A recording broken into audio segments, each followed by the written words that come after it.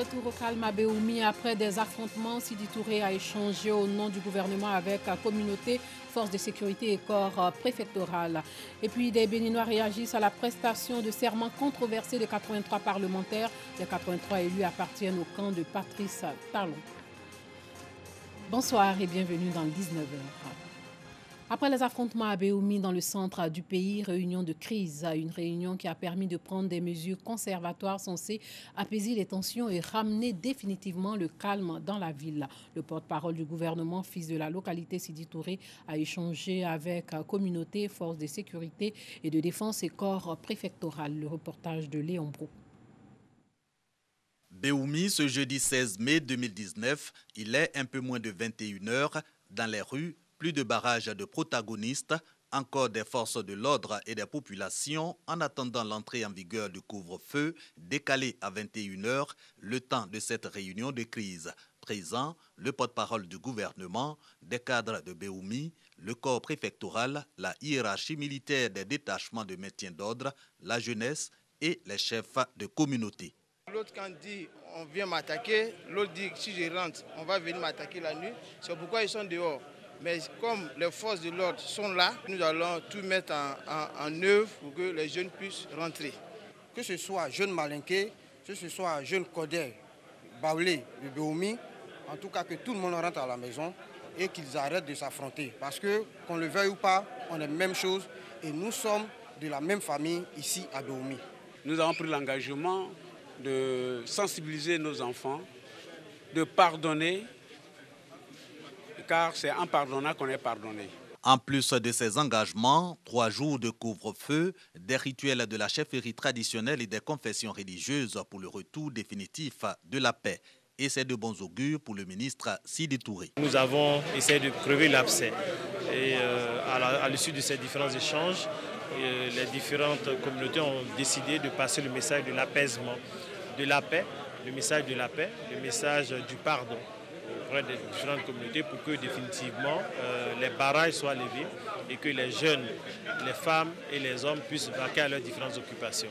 Et donc c'est véritablement cette satisfaction que j'ai souhaité partager avec nos concitoyens qui sont à Abidjan, qui sont ailleurs sur tout un territoire, qui s'inquiètent par rapport à ce qui se passe ici à Béoumi. Tout est rentré dans l'ordre. 1 million de francs CFA, dont 300 000 francs pour les premiers soins des blessés, dont du porte-parole du gouvernement. Les affrontements de Béoumi, faut-il le rappeler, sont nés d'une altercation entre un chauffeur de taxi-moto et un apprenti Baka. Parlons santé. Après une suspension en octobre dernier des prestations des organisations professionnelles de la santé, les adhérents et ayants droit de la MUGEFSI pourront à nouveau bénéficier des prestations des cliniques et médecins privés de Côte d'Ivoire, et ce à la suite de la signature de la convention cadre entre la MUGEFSI et les organisations professionnelles de santé. Le reportage de Parga Sorokone et Guillaume Zéry. Chaude poignée de main pour réchauffer un partenariat refroidi après quelques malentendus. Aujourd'hui, la MUGEFSI, la Mutuelle Générale des Agents et Fonctionnaires de Côte d'Ivoire, renoue avec les prestations des cliniques privées, des médecins privés et de celles des chirurgiens dentistes du secteur privé, avec cette autre signature de convention cadre. Notre souci et engagement, c'est de pouvoir offrir à l'ensemble de nos mutualistes des soins de qualité et dans des établissements avec des plateaux techniques enviables. C'est pour cela que la normalité retrouvée avec nos partenaires des médecins privés, des cliniques privées et des propriétaires de cabinets dentaires privés, cet accord-là nous réjouit à plus d'un titre. Bénéficier des soins de qualité, les organisations professionnelles de santé, signataires de la convention cadre, s'y engagent. Pour elles, il s'agit dès à présent de tourner le dos au passé et de prendre les dispositions pour faciliter l'accès des malades dans leurs services. L'objectif pour les médecins privés, pour le secteur privé de la santé, c'est de réduire le fossé de l'inaccessibilité des soins. Nos structures sont faites pour que la population puisse y venir. Les mutuelles font partie intégrante de cette population et c'est une partie importante pour nos établissements de santé. Le fait que la MUGEFSI aujourd'hui vienne dans nos établissements de santé est une chose assez agréable et nous en sommes très heureux ce matin.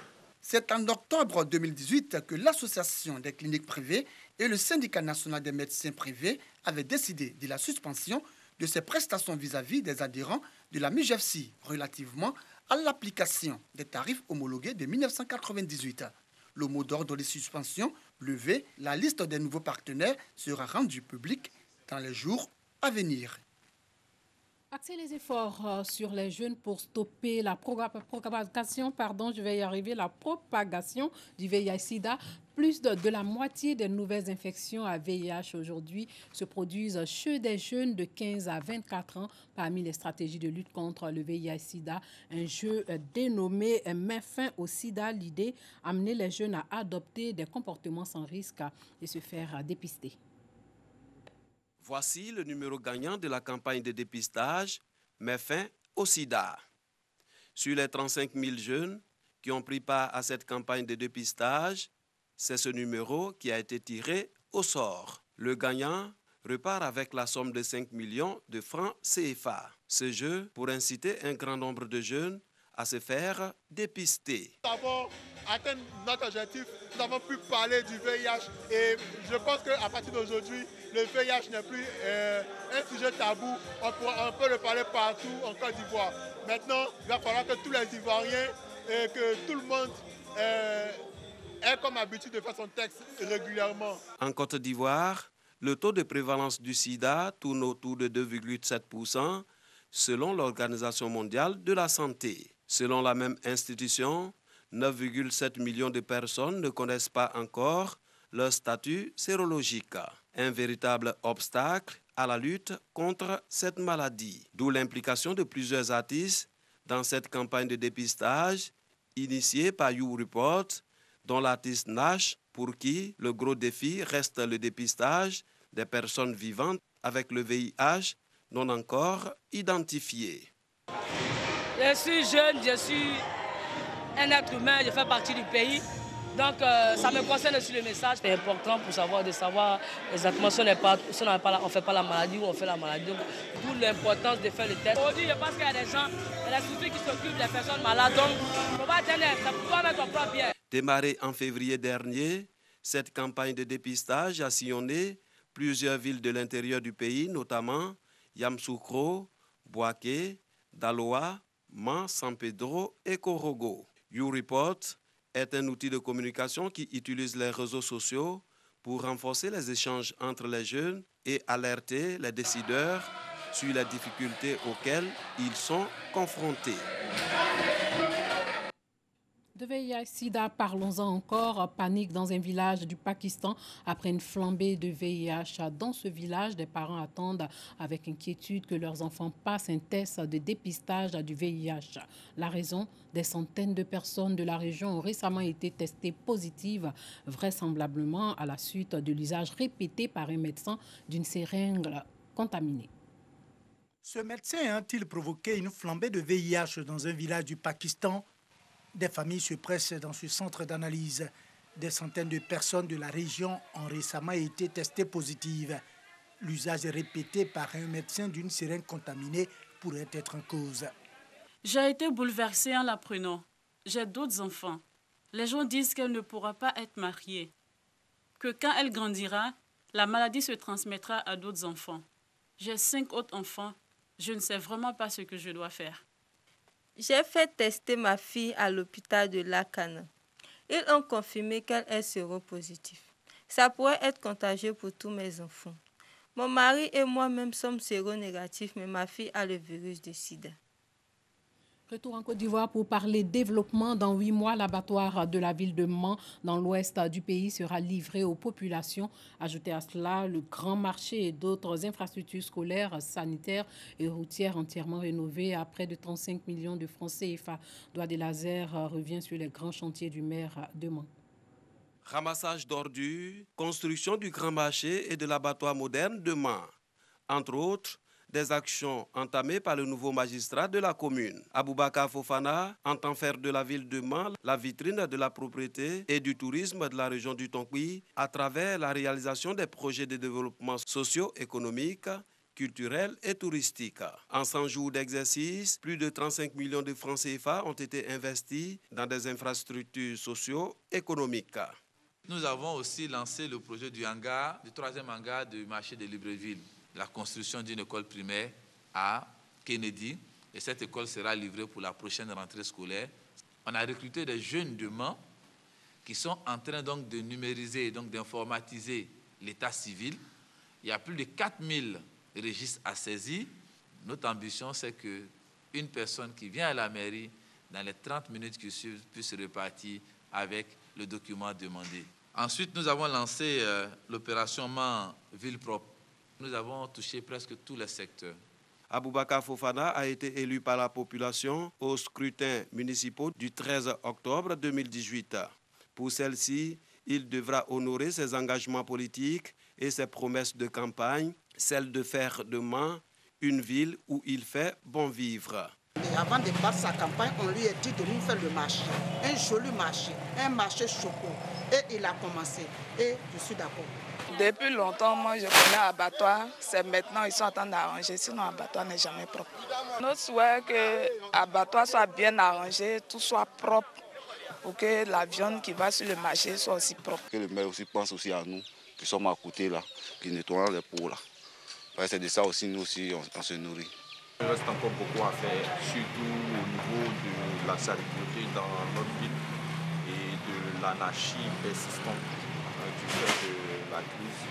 En dehors de ça, je crois qu'il réalise quand même un bon parcours. La ville de Mans est en perte de vitesse pour son développement depuis plusieurs années. Les infrastructures routières n'existent que de nom dans cette cité touristique. En sport, football, la Côte d'Ivoire a battu hier le Mali 2-1 lors des demi-finales de la Coupe de l'UEFOA Dames. La finale de la deuxième édition de la Coupe UFOA Dames se jouera donc demain entre la Côte d'Ivoire et le Nigeria au stade Champrou de Marcory. Les équipes féminines de football ont éliminé respectivement hier le Mali et le Ghana.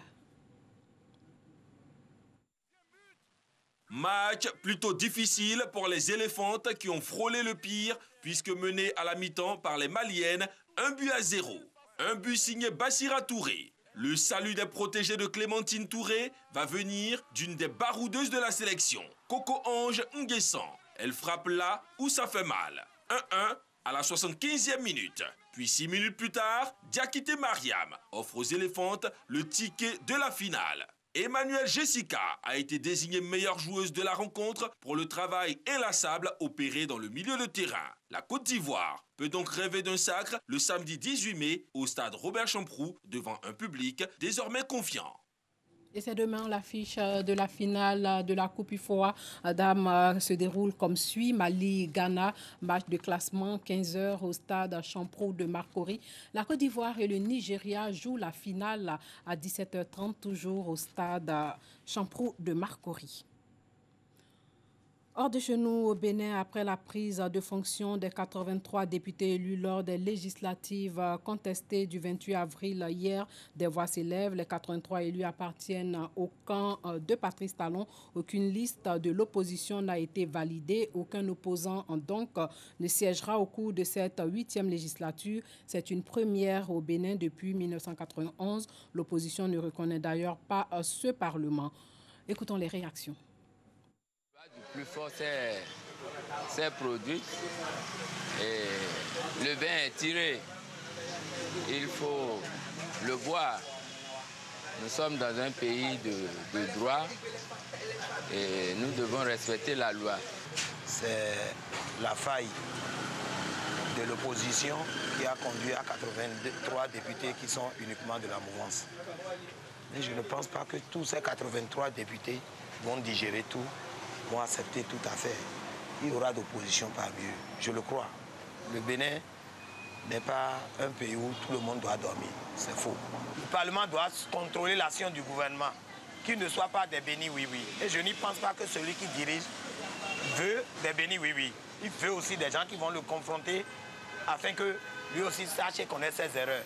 C'est deuil total chez moi, parce qu'on vient d'installer d'une manière ou autre ce que le peuple n'a pas voté. Donc, sincèrement, depuis ce matin, moi je ne suis pas du tout en joie.